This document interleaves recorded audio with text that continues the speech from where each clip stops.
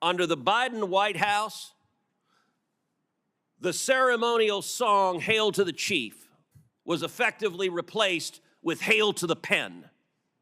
And it was an outright assault on democracy. And every reporter covering this ought to ask, why doesn't a Democrat care? We heard about the moral responsibilities of a staffer. How about an elected senator who knows damn well that if we get into a war and Iran is preparing to fire a nuclear weapon at the United States, that the commander-in-chief is busy playing with his Jell-O? All right, what you just saw was Senator Ted Cruz on the Senate floor. And I need you to stay with me for this one.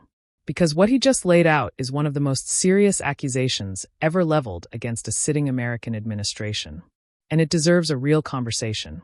Now, I went into this video with an open mind. I am not here to be a cheerleader for any political party.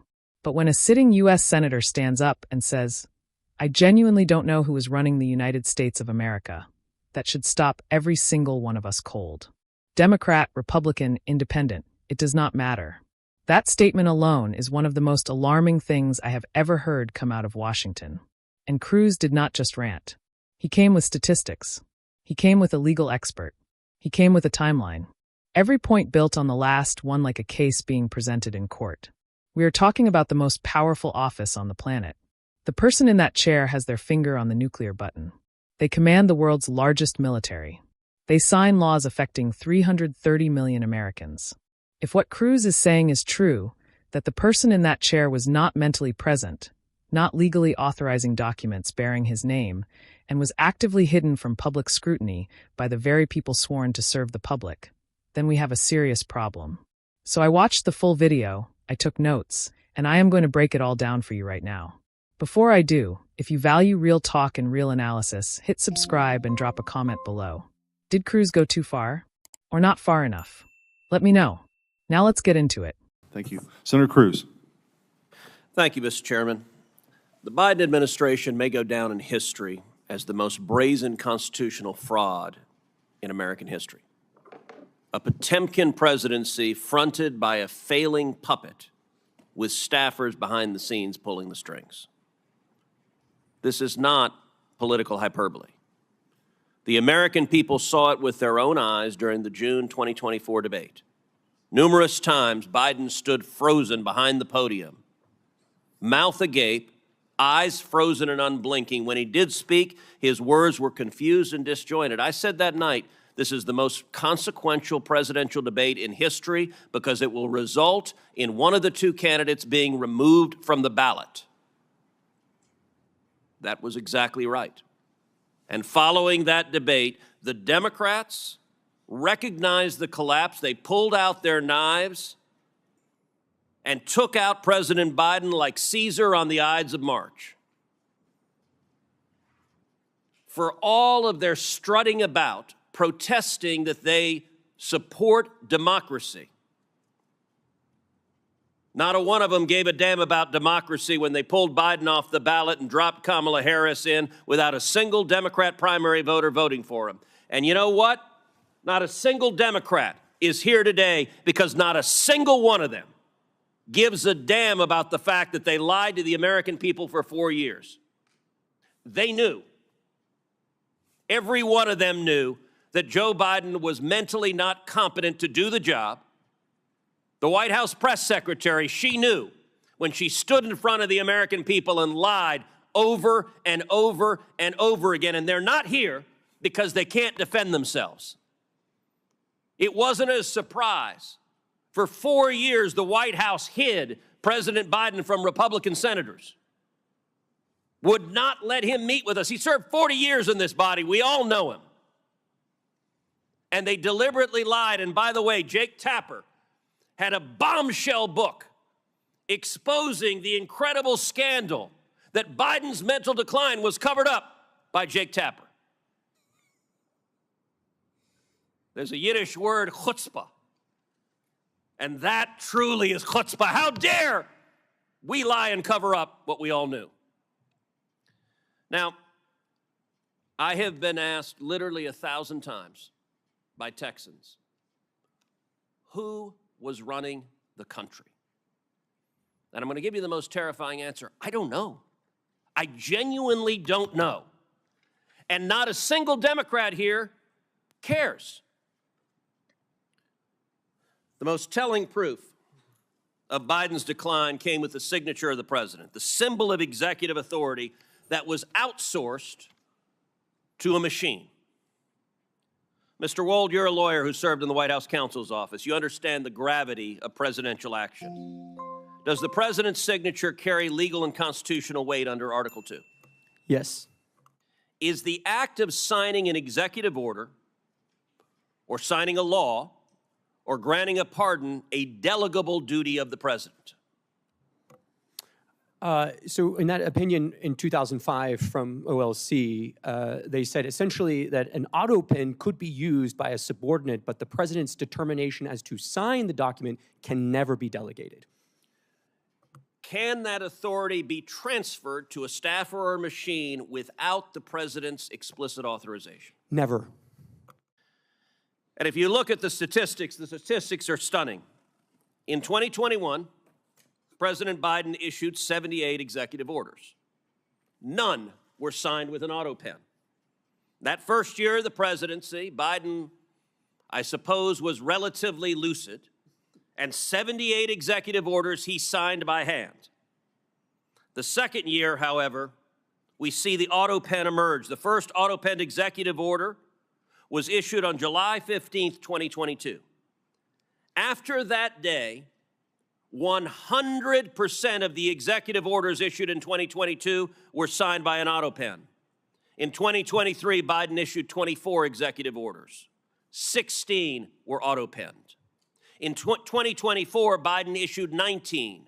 14 were autopenned. In 2025, Biden issued 14 executive orders. Every single one was autopenned.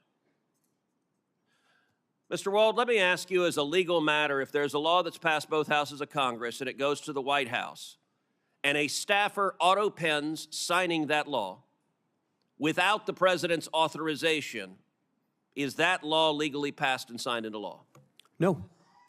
If an executive order is issued and a staffer autopens it without the president's authorization, is that executive order legally binding? No. And if a pardon is issued from the President of the United States and a staffer autopens it without the president's authorization, is that pardon legally binding? No. Under the Biden White House, the ceremonial song, Hail to the Chief, was effectively replaced with Hail to the Pen. And it was an outright assault on democracy. And every reporter covering this ought to ask, why doesn't a Democrat care? We heard about the moral responsibilities of a staffer. How about an elected senator who knows damn well that if we get into a war and Iran is preparing to fire a nuclear weapon at the United States, that the commander-in-chief is busy playing with his Jell-O and is not competent to defend ourselves? And every member of the cabinet, the chief of staff, the press secretary, and the members of Congress who lied about this on a daily basis with the press's complicity, they are all responsible for subverting democracy. Senator Cornyn. Okay, we just watched the full thing. Let me walk you through what stood out most and why it matters regardless of where you stand politically. The debate moment. Cruz opens by pointing to the June 2024 presidential debate, and look, you cannot argue with what millions of Americans watched with their own eyes that night. Biden stood at that podium and at multiple points appeared completely lost. Words coming out that did not connect. I watched that debate live, and I remember the silence that fell over the room I was in. Nobody had to tell us something was wrong. We all saw it. Cruz predicted on that very night that one of the two candidates would be removed from the ballot, and he was exactly right. Biden being pulled from the race. Cruz makes a point here that genuinely cuts across party lines. Kamala Harris was placed on the Democratic ticket without a single primary vote. Not one. The same party that spent years telling us democracy is sacred made a unilateral decision behind closed doors to swap out their own sitting president for someone voters never chose. Cruz calls it the Ides of March moment, and honestly that comparison lands. This was not democracy in action. This was party machinery operating in the dark. The cover-up. This is the part that bothers me most. Cruz says Democrats in Congress knew.